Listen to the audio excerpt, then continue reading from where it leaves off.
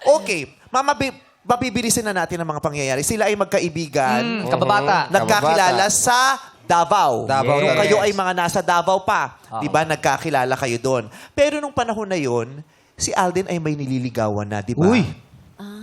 Dito na po sa Maynila. Mali yung Lahat. pagkakaresearch. Basta ako sa Davao. Nung naging magkaibigan kayo, si Alden ay may nililigawan na. Yes po. Kasi di ba nung first meeting nyo, di ba? First meeting nyo, di ba sumama ka na kay Alden? Kababata ka rin ba nila? Hindi ako mali. Inaral ko talaga profile nito, Day. Pinapali ka, oh. Di ba first meeting nyo? Oh. Hindi po. Hindi, Ay, first hindi meeting nyo, di ba sumama ka agad kay Alden? Hindi po. Magkababata Natulog na po ka? kami. Uy, mali!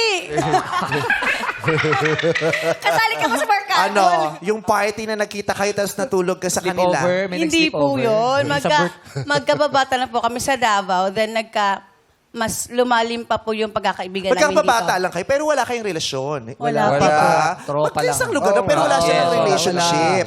Pero nung nag-meet kayo, nung nagkaroon kayo ng Unang connection pagkikita. talaga, Magkapit bahay man po kami sa Davao. As in. chikahan kayo, friends? Opo, yung nanay niya po ang friend ko talaga. Kaya nga hindi siya. Yung nanay niya. Hindi siya. Wala kayong relationship. Nasa lugar lang kayo. Nasa isang lugar lang kayo. Yes, po. Nagsimula ang relationship nyo, yung sa party, nagkakilala kayo, di ba? Dito na po sa sa Manila. Sa party. Birthday ko po, in-invite ko Oo. po siya sa birthday ko. Oo. Yun ang first first Meet up. meet up namin. dito. Yun. Uy, Ang gulo wait. na- Ang gulo na Party usapan. dito sa Manila. Magkwentuhan tayo tungkol sa pangalan. Oh, ano ba yung mga bawal pang pangalan na pagsamahin? First meet up nyo sa party niya. Uy, hindi. Nakikita. Dito sa Manila po.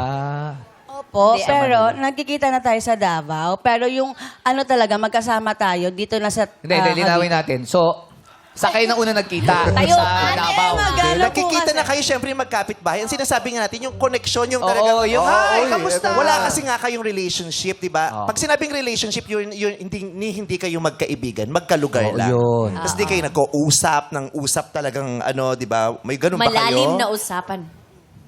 Sa Davao po, nag-uusap naman po kami, pero civil. Pero nagkakilala na kayo sa Davao? Yes po. Kasi nga Kakilala na magkalugar po ako. sila.